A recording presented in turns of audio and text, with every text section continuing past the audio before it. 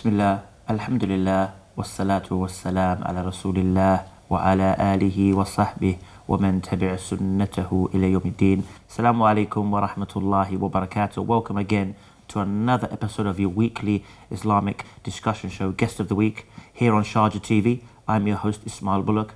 And today, inshallah, we want to talk about something that some of the du'as that we should make on a daily basis or regularly, and some of the benefits and lessons and importance behind these supplication or these adiyah or these du'as. And to do so with me is no stranger to the show, Ustadh Mohammad Tim Humble. Assalamu alaikum. Wa alaikum assalam wa rahmatullahi wa barakatuh. Jazakallah khair for coming on again. Wa yakum. It's always a pleasure. So as we mentioned, today we want to touch upon some of those important du'as, some of those du'as that we should be making or we should try to make, and some of the lessons we can derive or benefits we can derive from them. So there are a number of different ways of looking at dua in terms of categorizing it or breaking it down into into different groups and categories. But what I want to talk about today are the dua, or the for want of a better word, I'll use the word du'as, even though it may not be grammatically correct in Arabic, but that's what people tend to know it as. The du'as which are comprehensive in nature. So these are not for any specific time. We're not talking about a dua for when you're angry, or a dua for when you are worried, or a dua for when you are about to embark on something, but more about the general supplications that a person can make, which cover every kind of situation they might be in. And they're not to be said at any one specific time. They're not something you say like when you wake up in the morning, or you necessarily have to say it after a prayer or before a prayer. It's more like when the situation arises, and something that you get the habit of these general sort of comprehensive du'as.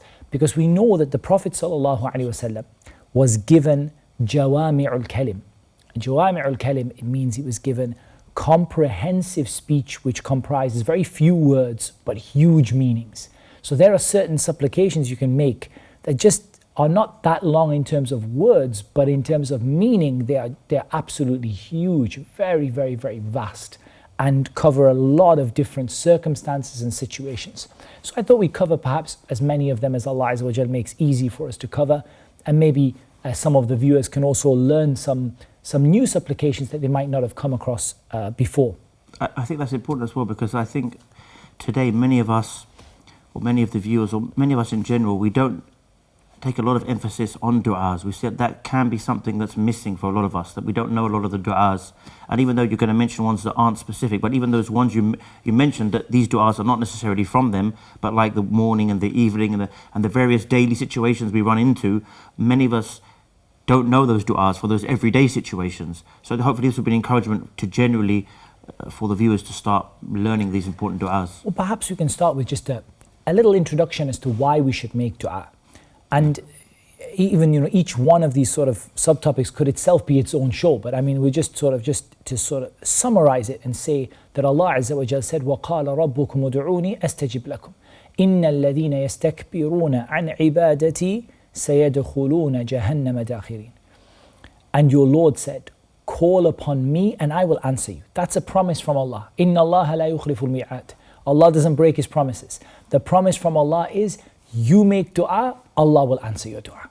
In whatever way, directly, indirectly, immediately or after a time, whether by removing a hardship or giving you what you want, but Allah is going to answer every single dua that you make. And it's interesting because some people, they say, I made a sincere dua, I really wanted this job, really wanted that marriage, really wanted such and such, and it didn't happen. But Allah in His ultimate wisdom knew, for example, that maybe if you married that person, it would be a big problem for you. It turns out that it'd be a very bad wife or husband, or that job could have led you to get a much higher salary, but then you would have left being religious and let the money get to your head. So we always have to look at it from that angle as well. Absolutely. The ultimate wisdom of Allah. Absolutely. And we have to understand Allah answers every dua that you fulfill the conditions of dua in. Allah answers every single dua. So there's nothing to lose by repeatedly making dua. But then if we look at the second part of this, إِنَّ الَّذِينَ يَسْتَكْبِرُونَ عَنْ عِبَادَتِي. Those people who are too proud to worship me. Now, two things to note here. First of all, Allah Azza wa Jal uses dua and worship to be synonymous with each other. And the words are interchangeable, dua and worship. And that shows you how important dua is, that it's termed worship and that worship is termed dua. That it's like it's the foundation of your religion. And it also tells us that being too proud to make dua to Allah is being too proud to worship Allah. So you should never ever feel like, I don't want to make dua, I don't need dua, or I don't feel it doesn't benefit me anything. You need dua. It's the most fundamental, or one of the most fundamental aspects of the worship that you do. سَيَدْخُلُونَ جَهَنَّمَ دَاخِرِينَ. Those people who are too proud to worship Allah will enter Jahannam disgraced. And we know that even regarding the non-Muslims, Allah Azza wa Jal said, قُلْ مَا يَعْبَأُ بِكُمْ رَبِّي لَوْلَا دُعَاؤُكُمْ. Say, if it was not for the fact that you supplicated, your Lord would not care anything about you. The only little care that He gives to you is because you supplicate to Him.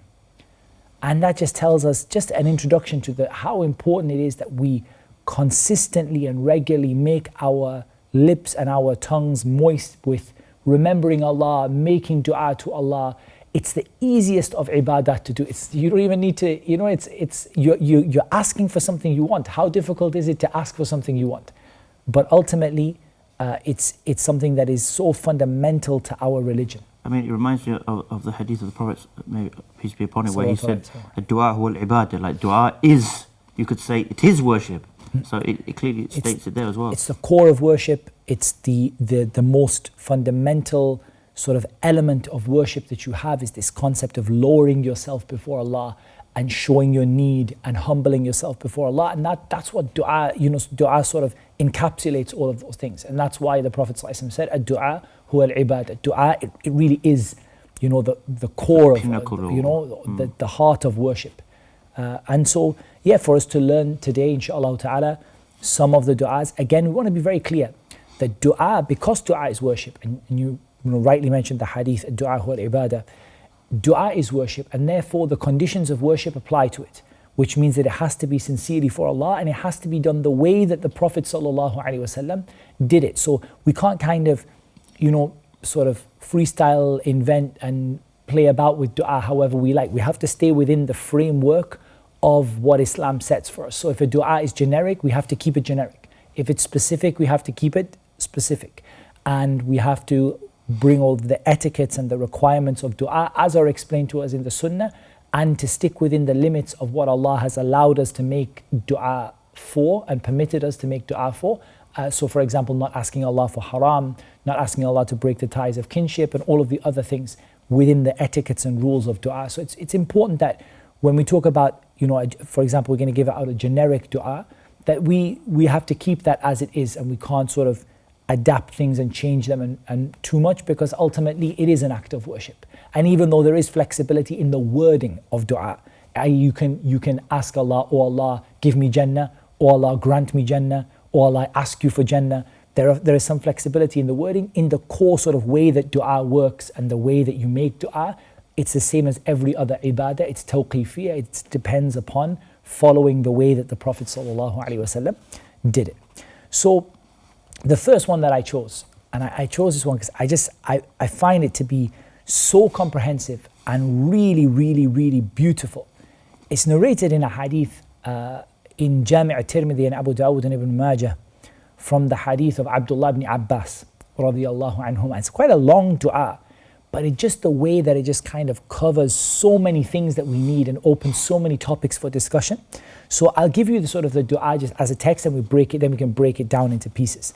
So Ibn Abbas radiyallahu anhuma narrates that the Prophet sallallahu alaihi wasallam used to say, "Rabbi a'inni wa la tu'in alay, wansurni wa la tansur alay, wamkur li wa la tamkur alay, wahdini wa yassir al-huda ilay, wansurni ala man bagha alay.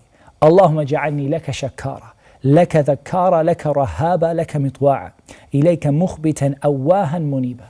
Rabbi taqabbal tawbati, واغسل حوبتي وأجب دعوتي وثبت حجتي واهدي قلبي وسدد لساني واسلل سخيمة صدري or سخيمة قلبي," in another wording.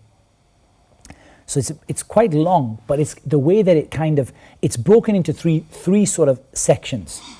Part 1, part 2, and sort of part 3, in which they sort of kind of go together and match up with together. So you can actually break it down into sort of 3 little bits. But the first thing you ask Allah, Rabbi a'inni wa la tu'in alay. My Lord, help me and don't help anyone against me. What I wanted to talk about from this, first of all, this word Rabbi. So many du'as. Have we ever thought why it is that so many du'a or so many supplications start with Rabbi, Rabbana? You know, like you have the 40 Rabbanas and all this, like all these du'as that start with Rabbana and Rabbi. And most of the du'a of the prophets begins with Rabbi. One of the benefits of this, and this is mentioned by a number of scholars, among them Imam al-Sa'di, rahimahullah ta'ala, in his tafsir, that it indicates the tarbiyah, the nurturing of Allah, how Allah nurtures you and looks after you and takes care of you. So you ask Him by that name that indicates that He nurtures you, and also that name that indicates that He is the one that can give it to you. So there is a name that gathers together the fact that Allah nurtures you and takes care of you, and the fact that Allah is the one that can give you what you want. And the closest name that gathers those together is Rabb, because from it is tarbiyah, and from it is, for example, As-Sayyid al-Malik, the one who is the king and the one who is in charge and the one who is al-Muqtadir. He can give you whatever He wants. So when you put that all together, you ask Allah, my Lord, the one who can give me and the one who nurtures me. Help me and don't help against me. Reality, without the help of Allah, we can't achieve anything. You and I, whatever goals, whatever dreams, whatever hopes, whatever aims we have, we can't do anything unless Allah subhanahu wa ta'ala helps us. And there are a lot of things that are trying to derail us from our goals. First and foremost, ourselves. So some of the scholars said on this topic of wala tu'in alay, don't help against me, don't help myself to sort of derail my own aims and goals. Like don't make my own nafs the reason why I fail. And don't help anyone who wants something bad for me or wants something evil to happen to me or wants to take me away from what is pleasing to Allah. Don't help them to do that to me. Don't give them the ability to do that to me. Whether it's yourself, whether it's the shaitan, whether it is any person. وَانْصُرْنِي وَلَا تَنْصُرْ عَلَيْهِ. And give me victory and don't give anyone victory over me. And subhanAllah, we have many, things in which we need the victory of Allah subhanahu wa ta'ala and the help of Allah Azza wa Jal to come. And we also have seen from history what happens when people are given victory over you, and how a person can become subjugated and can become sort of trapped by the circumstances they're in. So you're asking Allah, don't trap me in those circumstances. Don't give somebody else victory over me or control over me to the point where I become sort of trapped in a situation like that. وَامْكُرْ لِي وَلَا تَمْكُرْ عَلَيْهِ.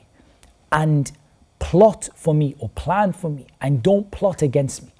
And there's no doubt that people make all sorts of plans and plots, especially plans and plots to sort of, we're not talking about the open thing. So Unsurni is kind of the very open, like someone is fighting against you and you're asking Allah, don't make them victorious over me.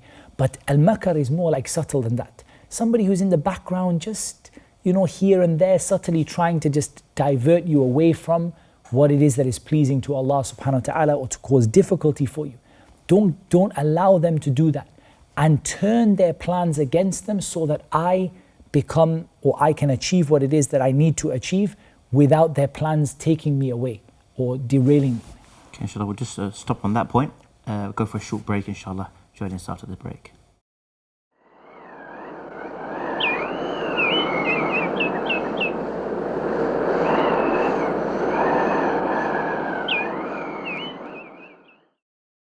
Bismillah, Assalamu alaikum, and welcome back. Ustadh, just before the break, we obviously got to the point of the dua where Allah's saying, don't allow those people to plot against me. And that's interesting because we find that, especially in modern times, you may not be, alhamdulillah, in the situation necessarily where you're being fought against physically, but we see a lot of this backstabbing, planning, conniving behind the person, whether it's religious-wise, whether it's work-wise, in their general life. that's something we see a lot, where you think someone's your friend, but he's planning behind you to try and take your role, even sometimes in Islamic institutions, or could be at work. So this is also quite important. It's very relevant for us because this dua has covered the general request for help, then the sort of the victory, which is the sort of, you know, the open clash, the open conflict, and you become victorious, and then the sort of the subtle conflict, you know, the one that is much more difficult to spot. And ultimately, without Allah's help, we can't achieve any of the things we're asking Allah for. SubhanAllah, if you imagine that how many people that they believed that they were secure in where they were and what they were doing, until something came and sort of pulled the rug from under their feet when they couldn't have imagined, or they didn't imagine it. And then we ask Allah, wahdini wa yassir al-huda ilay, and guide me and make guidance easy for me. When you ask Allah to guide you, guidance is such a big topic. You know, you're asking Allah subhanahu wa ta'ala to guide you in everything, in your dunya and in your akhirah, in what is going to bring you to Jannah, in what is good for you in this world, in what is going to bring you the success you want. Oh Allah, guide me. Meaning, guide me to all of the means of good. Everything that's good for me, everything that's good for me in the dunya, everything that's good for me in the akhirah, guide me to it. And guidance doesn't, you know, I mean, we hear a lot of revert stories and things like that. Guidance is not always easy. So we don't just ask Allah to guide us, but we ask Allah to make guidance easy for us. Make it easy for me to be guided. How many people are there who know that Islam is the truth, but they find practicing Islam difficult? They find it, you know, oh, it's hard for me to pray, and it's hard for me to be good to my parents, and it's hard for me. And you ask Allah, oh Allah, yassir al-huda ilay, make it easy for me to be guided. Make it easy for me to pray, easy for me to do good, easy for me to benefit in the dunya and in the deen. But just don't make it hard for me to do that. So there's a bit of a subtlety in there. And this dua is a very subtle dua, that you're not just asking Allah, guide me, but asking Allah, make it easy for me to do so I might recognize the guidance, but make it easy for me to do it. And then, وَانْصُرْنِي عَلَى مَنْ بَغَى عَلَيْهِ, and then give me victory against the one who transgresses against me. Now, we already asked Allah Azza wa Jal in the earlier part of the dua to give victory. But here it's a little bit different. You're asking a victory over the one who does baghi against you. So in the first one, we're talking more about the enemy and the big clash and things like that. Here it's more against the person who might even be a Muslim, who might even be someone who is who's relatively close to you, but they just transgress against you. They go over the limits. And we know that Muslims sometimes do that to each other. وَإِن طَائِفَتَانِ مِنَ الْمُؤْمِنِينَ اقْتَتَلُوا فَأَصْلِحُوا بَيْنَهُمَا فَإِن بَغَتْ إِحْدَاهُمَا عَلَى الْأُخْرَى فَقَاتِلُوا الَّتِي تَبْغِي حَتَّى تَفِيءَ إِلَى أَمْرِ اللَّهِ. As Allah said in Surah Al-Hujurat, that if two groups of the believers fight against one another, make peace between them, and if one of them transgresses against the other. So sometimes the case that one group of believers transgresses against another group of believers, and you end up maybe getting bullied, getting pressured, feeling like you're just, I'm madhloom.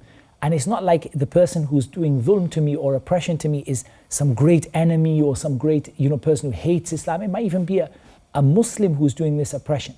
Give me victory even in this case. So that kind of, we could draw a line under that and say that those parts, and there's something like 22 or 23 requests in this dua, those comprise the first sort of part, in the sense that they kind of go together.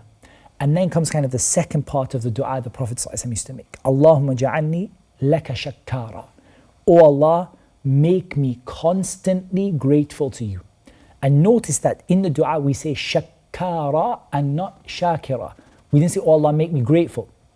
Oh Allah, make me constantly and especially grateful to you.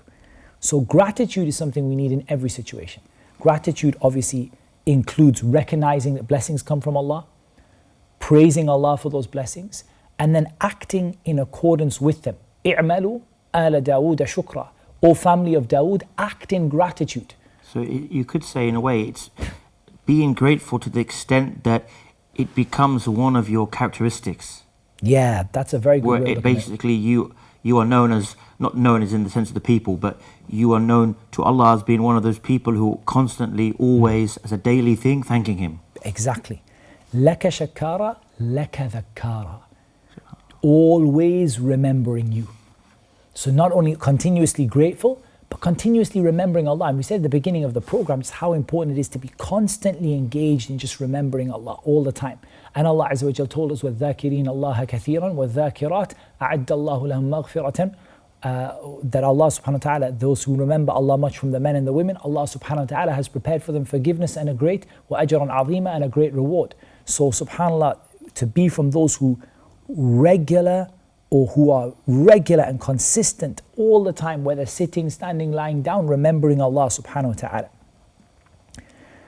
And to make us rahaba towards Allah subhanahu wa ta'ala, a state of constantly fearful, because that has to, sometimes we don't appreciate, and I think a lot of people maybe don't appreciate why it's so important to have fear of Allah. Because some people say, well, isn't it enough just to love Allah? If we love Allah, why do we need to fear Him? Because ultimately, the ultimate act of worship and respect, as we said, to lower yourself and to humble yourself before Allah, can only happen if you combine love and hope and fear. And if those three things if one of them is missing, you can't truly submit yourself in worship to Allah. Fear is what drives you to act when you otherwise would feel lazy or like you don't feel the benefit of it. And it's part of the ta'zeem, it's part of the greatness of Allah. And declaring the greatness of Allah and testifying to the greatness of Allah is fearing Allah subhanahu wa ta'ala. Because something that you don't fear, you don't really have, that level of respect and honor that it deserves, And with Allah, this is even more important. So we ask Allah Azza wa Jal to make us fearful of Allah in every situation, whether we are in a situation of ease and we fear that it might be taken away from us, or a situation of difficulty and we fear that Allah Azza wa Jal, what would happen if Allah subhanahu wa ta'ala did not help us. And we ask Allah Azza wa Jal to make us mitwa'a, laka mitwa'a, meaning constantly obedient to Allah subhanahu wa ta'ala by doing all different types of acts of obedience, both obligatory and voluntary. So it's a different aspect now we're talking about. We're talking about obedience to Allah subhanahu wa ta'ala, being obedient, doing what we're supposed to do, not doing the things that are disobedient to Allah, not disobeying Allah openly in secret, not being from those people who present a face of righteousness to people and then go home and do every kind of evil, nor from those people who are the opposite. They do every kind of, they don't mind to do evil in public in front of people. And a person who is described and characterized by being obedient to Allah subhanahu wa ta'ala. And then we ask Allah to make us mukhbita. And al-ikhbat, it's like to have khushu', to be humble before Allah, to be scared of Allah, to be conscious of Allah subhanahu wa ta'ala, to feel in need of Allah subhanahu wa ta'ala. And we ask Allah Azza wa Jal to make us awwahan muniba. There are a lot of opinions of the scholars about what it means to be awwah, but many of them said kathir ad-du'a, somebody who makes a lot of du'a and who cries before Allah subhanahu wa ta'ala. And the munib is the one who turns back to Allah in tawbah. So somebody who really is regular in making du'a, is regular in turning to Allah at times of need, and is regular in repenting to Allah, constantly repenting. We know the Prophet ﷺ used to seek the forgiveness of Allah in every day, around 100 times. Some of them mention more than 80 times, 100 times in the day, that the Prophet ﷺ used to ask Allah subhanahu wa ta'ala to forgive him. And that is the one who, in the first place, and he is forgiven whatever has passed and whatever would have come. And he, subhanahu wa ta'ala, he, sallallahu alayhi wa sallam, is free from the major sins and free from anything that would take away from his messengership. And yet he still asks Allah Azza wa Jal to forgive him. It's a huge lesson in that. That reminds me how the Prophet ﷺ used to stand up in prayer until his feet would swell, and his wife would say to him, "O Messenger of Allah, all your sins are forgiven. You're guaranteed Jannah. Why do you do this?" And he said, "Should I not be a grateful servant?" Absolutely. So that says it all, really. So imagine our states now. How much more we should be repenting, and how much more we should try and do what we can. State. I think what we learn from this du'a is our need of asking Allah to help us to do that. Because if we don't, I mean, for example, if you look at Iblis, Iblis knows that Allah subhanahu wa ta'ala is his Lord. And he knows about Jannah, and he knows about Jahannam, and he knows the religion of Islam is the only true religion. He disobeyed Allah in a huge way. And yet he has never once been inspired to ask Allah to forgive him. Never once even tried to say, "Oh Allah, forgive me." And never will be inspired, as we know from the text of the Quran. So if Allah Azza wa Jal doesn't inspire you to repent to Him and doesn't inspire you to worship Him, even though you know Allah, you might still end up with the worst of punishments and be in the worst of situations, even though you know who Allah is and you know that Islam is true, because you were not given the ability and the success from Allah to actually implement it and act upon it. And that kind of draws a line under the second part of the dua. So then we come to the last and sort of final element of the dua. رَبِّ تَقَبَّلْ تَوْبَتِي وَاغْسِلْ حَوْبَتِي. O my Lord, accept my repentance. So when you ask Allah to make you from a person who repents frequently, you then ask Allah to make you from those people whose repentance is accepted, not those people who repent and that repentance is not accepted from them. The Quran tells us, for example, about a person who spends his whole life in sin. And when the angel of death comes, he says, Inni tubtul an. I've made tawbah now. Allah subhanahu wa ta'ala doesn't accept that tawbah from that person. SubhanAllah, because they lived their life in disobedience, and then when they knew that they were going to die, at that point they said, "Oh Allah, inni tubtul an." I've made tawbah now. And that doesn't mean that a person can't repent at the end of their life. But we're talking about the person who, after the soul has reached their throat, and they, at that point they have a desire for tawbah, at that point the door of repentance is no longer open. So we ask Allah to accept our tawbah. وَاغْسِلْ حَوْبَتِي, and wipe away or wash away my sins. Because our sins leave marks upon us. They leave us with black marks on our heart, and if Allah Azza wa Jal doesn't clean our hearts and purify our hearts, we may become sealed because of our hearts may become sealed because of the sins that we do. So we ask Allah to accept our repentance and to wipe away our sins. وَأَجِبْ دَعْوَتِي, and answer my dua. And subhanAllah, how interesting is it that in dua we ask Allah to answer our dua. So one of the things that we ask for, and we ask this in Surah Al-Fatiha when we say Ameen, "O Allah, answer this dua that I've made." You're making dua for Allah to answer your dua. وَثَبِّتْ حُجَّتِي وَثَبِّتْ حُجَّتِي, and make my argument strong.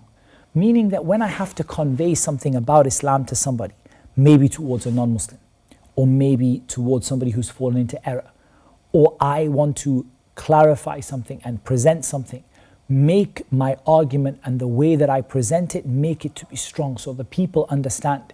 And not like the situation where, because we're not able to explain ourselves and explain it properly, somebody might become misguided because they couldn't understand what it is that we are trying to convey to people. وَثَبِّتْ حُجَّتِي وَهْدِ قَلْبِي, and guide my heart. So we asked Allah in the earlier part of the dua. I'll just hold you on that point, inshallah. You come back to it, inshallah. And we'll come to the final point, inshallah, after this break.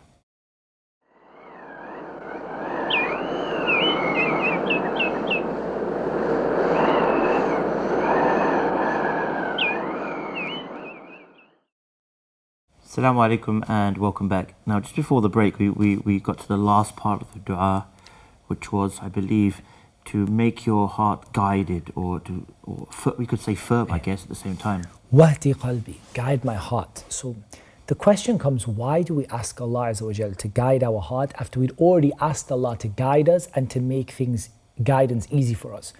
Because of the specific need of the heart for guidance. That the heart is, like we hear in the hadith, أَلَا إِنَّ فِي الْجَسَدِ مُضْغَةً إِذَا صَلَحَتْ صَلَحَ الْجَسَدُ كُلُّهُ وَإِذَا فَسَدَتْ فَسَدَ الْجَسَدُ كُلُّهُ أَلَا وَهِيَ الْقَلْبُ. Indeed, there is in the heart, in the body, a piece of flesh. If it is correct, or if it is upright, the whole body will be upright. And if it's corrupt, the whole body will be corrupt, and it's the heart. So we have a special need of our heart to be guided. And also the guidance of the heart is different from the guidance of the body. The guidance of the heart is the guidance that is guiding you to know Allah, to worship Allah based on that knowledge, to know the Messenger sallallahu alaihi wasallam and the message that he was sent with, and to accept it and to really internalize it in your heart. And then we ask Allah Azza wa Jal, وَسَدِّدْ لِسَانِي, make my tongue truthful, make my speech truthful, and make me a person who speaks the truth and doesn't lie. And that is no doubt very, very important. We know the ayah, يَا أَيُّهَا الَّذِينَ آمَنُوا اتَّقُوا اللَّهَ وَقُولُوا قَوْلًا سَدِيدًا يُصْلِحْ لَكُمْ أَعْمَالَكُمْ وَيَغْفِرْ لَكُمْ ذُنُوبَكُمْ وَمَنْ يُطِعِ اللَّهَ وَرَسُولَهُ فَقَدْ فَازَ فَوْزًا عَظِيمًا.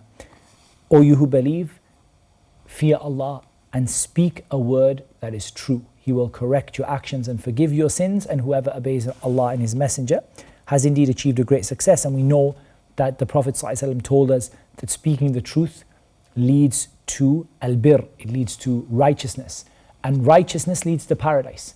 And a person would continue to speak the truth until they're written with Allah as being a Siddiq, like Abu Bakr as-Siddiq, or like Maryam alayhi salam from the Siddiqeen. And a person, and the Prophet ﷺ told us that lying leads to al-fujur, leads to immorality and evil doing. And immorality and evil doing lead to hellfire. And a person will continue to tell a lie until they are written in the sight of Allah as a kadhab, as a lie. So we need Allah Azza wa Jal to guide us and to guide us to be able to speak the truth. And then the 22nd item in this dua, and the very, very last one, وَاسْلُلْ سَخِيمَةَ قَلْبِي, that, O Allah, take out of my heart, or in some narrations, سَخِيمَةَ صَدْرِي, take out of my heart and my chest all of those negative sort of characteristics like jealousy and hatred of others and looking down on people, all of the sicknesses of the heart that are sort of how you relate to how you deal with other people, whether it be jealousy, whether it be hatred of people, whether it be looking down, all of that which we would call sakhimat al-sadr, that sort of illness and sicknesses of the heart and the chest. Take those away from me, and don't make me a person who's sort of light-hearted in that way, sort of not somebody who is sort of weighed down by these horrible characteristics that people have, where they ruin really their whole lives just looking at other people and having hatred for other people and dislike of other people, and all of the sins that leads to. So it's really a very, very, very comprehensive dua, this one, and one that we can, you can take huge number of benefit from, with around about 22 separate elements to it. So there are others also that I wanted to cover, and there is one that I want to share very quickly without going into as much explanation, but it's a really beautiful one, and a one that I think a lot of people are in great need of. And that is the dua that the Prophet ﷺ used to make. Allahumma inni a'udhu bika min al-hammi wal-hazan wal-ajzi wal-kasal wal-bukhli wal-juban wa dala'i ad-dayni wa ghalabati ar-rijal. This is a beautiful, comprehensive dua that deals with certain problems that people face. And it actually deals with 8 issues that people face. The first one, and all of this dua is seeking Allah's refuge. Oh Allah, I seek your refuge from this. The first 2 are al-ham wal-hazan. Al-ham is anxiety and worry. Just being not necessarily being depressed, but just being so preoccupied by something, you can't get it out of your mind, and you've become so preoccupied even that maybe you can't even practice your religion because of how preoccupied you've become. And al-hazan is kind of grief and sadness and depression. And if you think about it, that's something that in modern times we see a lot of. There's a lot of people who have increased anxiety than you used to. There's a lot of people who have anxiety. A lot of people feel sad and depressed, sometimes over the smallest things. It's become quite common, isn't it? Quite a well-spread illness now, depression and anxiety is really Absolutely. widespread. And the thing is that look at how you've got a little dua that can just take it all away. Allahumma inni a'udhu bika min al-hammi wal-hazan. Oh Allah, I seek refuge with you from anxiety and from sadness, anxiety, depression, grief, worry, all of these sort of aspects. And then min al-ajzi wal-kasal, from inability and from laziness. And if you think about this, the way this works, all of your problems have one of two major issues. Either you're unable to solve it, or you know how to solve it, but you can't bring yourself to do it. So it's either inability or laziness. Inability is where you physically cannot solve the problem. Even if you did everything that your effort, every piece of effort you could have given, you can't do it. There's something blocking it. And al-kasal is where really, to be honest, if you actually worked hard, you could get yourself out of the situation, but laziness and lack of desire to work is kind of weighing you down in that regard. So those two cover almost every situation where a person feels stuck. You're either stuck because you can't do something or because you can't bring yourself to do something. So you ask Allah to save you from those two. وَمِنَ الْبُخْلِ وَالْجُبْنِ, and from cowardice, from stinginess and cowardice. And these are two really, really evil diseases of the heart. Stinginess, where you have good but you don't want to share it with people. You have wealth but you don't want to give it to anybody. You have something that but you're just holding back from it. It's not just wealth, because even the Prophet ﷺ talked about the one that doesn't say Sallallahu Alaihi Wasallam after his name, and the stinginess involved. Stinginess is when you have the ability to do something, share something good, to give something good, but you hold on to it for no other reason than your own self. And cowardice, just not being brave enough to do what needs to be done. It's not just all about, cowardice is not just about the battlefield, but just not being brave enough to do what needs to be done, the stuff that, what you really need to do to be able to, take that step, feeling, I'm too scared to tell people what to do, I'm too scared to, practice my religion sometimes. I mean, how many people we know of in various countries in the world who don't practice their religion, and really, they put a lot of excuses forward for that, but a lot of it at the time is just because they're just not brave enough. They're scared to do it, they've been afflicted by that disease of cowardice. And then the last two, ضلع الدين and غلبة الرجال. ضلع الدين is where you have become so overburdened by debt that you can't imagine how you could ever repay it. Can you imagine being in that situation where you are, not just you have a debt and I'm going to clear it in 10 years or 15 years, but you have a debt that you can't imagine a circumstance where you'd ever be able to clear it. It's that bad. And if Allah saves you from that, then by default, you have been saved from the easier debts and the ones that are not as troublesome. But you're about that burdensome debt that somebody's like, I can't even imagine in 5 lifetimes how I could pay this back. That kind of debt. وَغَلَبَةِ الرِّجَالِ, and being overpowered by men.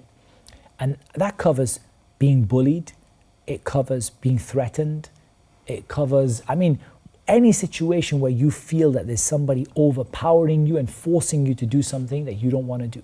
And to seek Allah's refuge from all of those things gives you a comprehensive protection, which subhanAllah, in the sense of, if you're protected from all of those things, you can't really imagine anything that can go wrong after that. So, another dua that really covers a number of things. Perhaps we can fit a very, very short one, because we want to fit a few different... I was actually going to ask, you mentioned it maybe for the last 4 or 5 minutes, you mentioned at the beginning there's which hopefully you can fit within the 5 minutes, the specific guidelines that we can make our own du'as, but they have to fit within specific guidelines that are set out by the Prophet ﷺ. And maybe we could mention those to end. Okay, so there are, with regard to du'a, there are a number of sort of etiquettes and guidelines that we have with regard to du'a, which we have to be careful of. So as we said, the first thing we have to be aware of is that du'a is an act of worship, and therefore it has to be done the way the Prophet ﷺ told us how to do it. And yes, we do have some flexibility in choosing some of the words that we make. Like, for example, the Prophet ﷺ said about the tashahhud, that when you finish the tashahhud, فَلْيَتَخَيَّرْ مِنَ الدُّعَاءِ أَعْجَبُهُ إِلَيْهِ أو كما قال, that let him choose from dua the one that he likes the best. So you have that flexibility.